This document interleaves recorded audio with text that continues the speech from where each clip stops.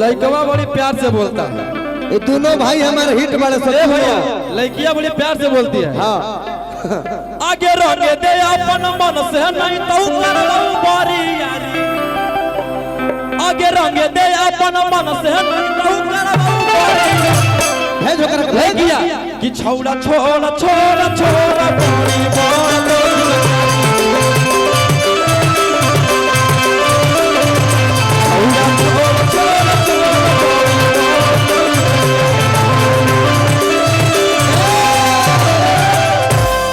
अभिषेक इधर आएंगे। अभिषेक इधर अभिषेक कि फलना ना आई है चिलना ना आई है। कौन दिक्कत बुझाता हो कौन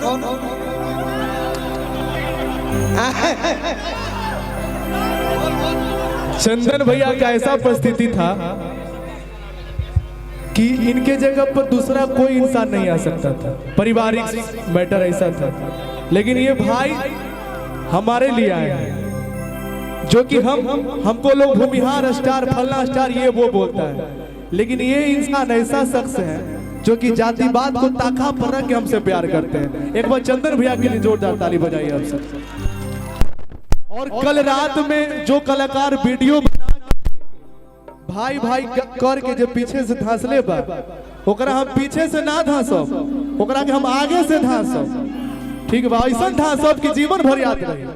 ठीक बा, तो स्टार होई वो अपन घरे के। ठीक बा, जाए तो चुप रहो कि देवरा चुप चुप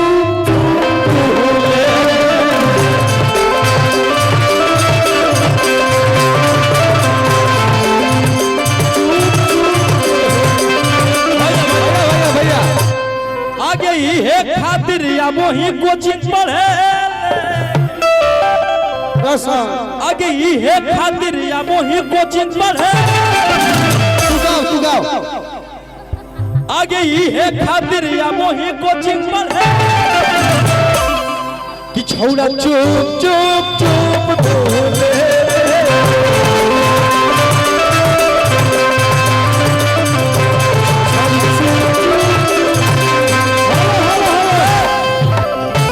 लेकिन तहारे को गीत ना होई त लोग के मजा ना आई। ऐसी में सब भैया पतई प पानी कैसे उजा उगावा सी लगा सी सी सी। हां सी रखो उहे गा पतई वाला 12 बाज कि कैसन तोरा मनवा लगा।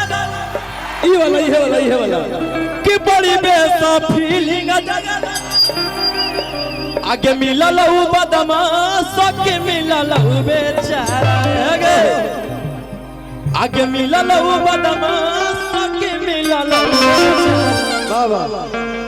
लड़कियां बड़ी प्यार से बोलती है। का अरे 9 से 11 तक छापाऊ सिगार।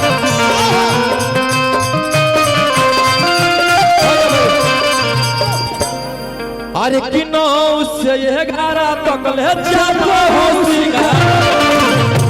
आजा बाबा जा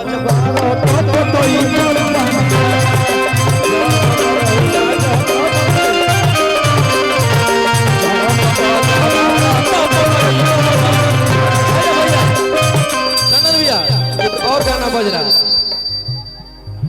अरे बाप दादा डरलौ नहीं बेटो न डरतौगे। दीपक भैया डरलौ न चंदनो न डरतौगे। चाहे नवादा पटौ सब लड़े पड़तौगे।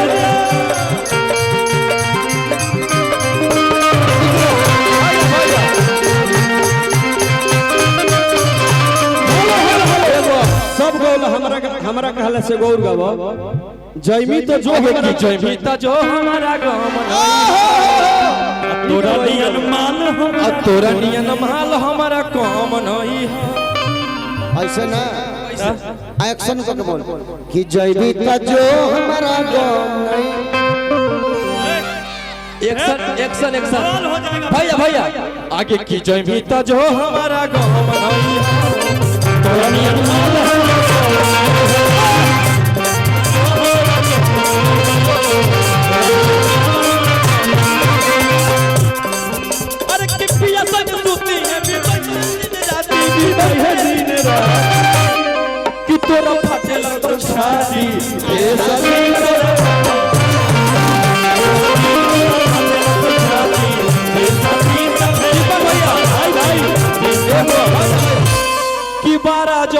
बजल तो जंप मारो है कैसे कैसे अब पलंग पर सूता के पिया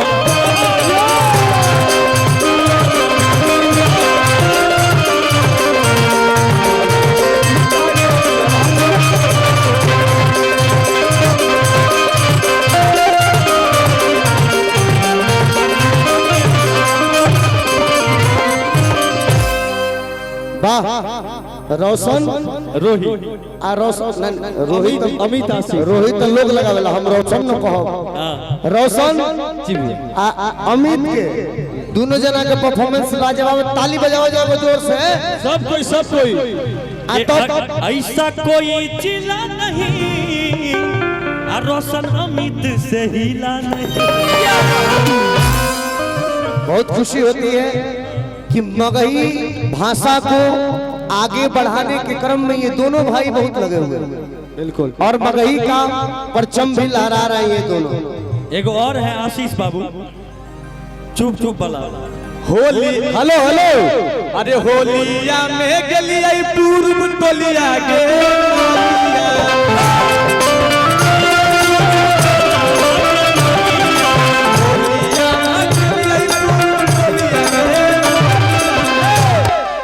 छौड़ा सब रंगे लगल चोलिया के छौड़ा सब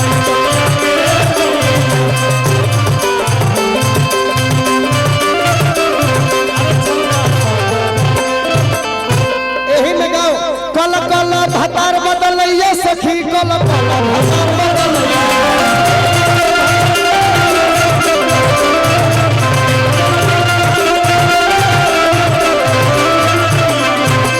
चाहिए चाहना चाहिए कोई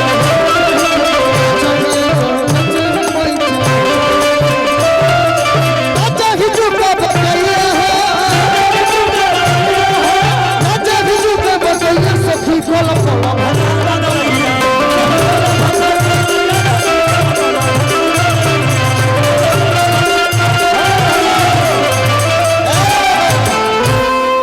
ताले हमार बेअसवा होली का दिलोस कि बम गोला भइल होली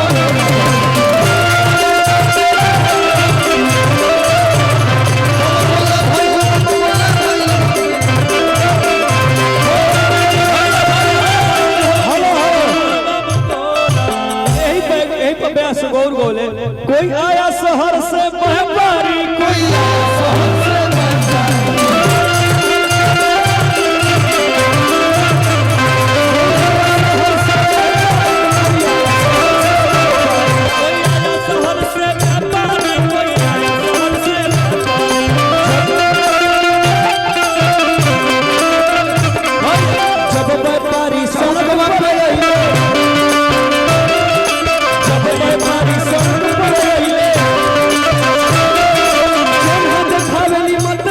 कोई आया शहर से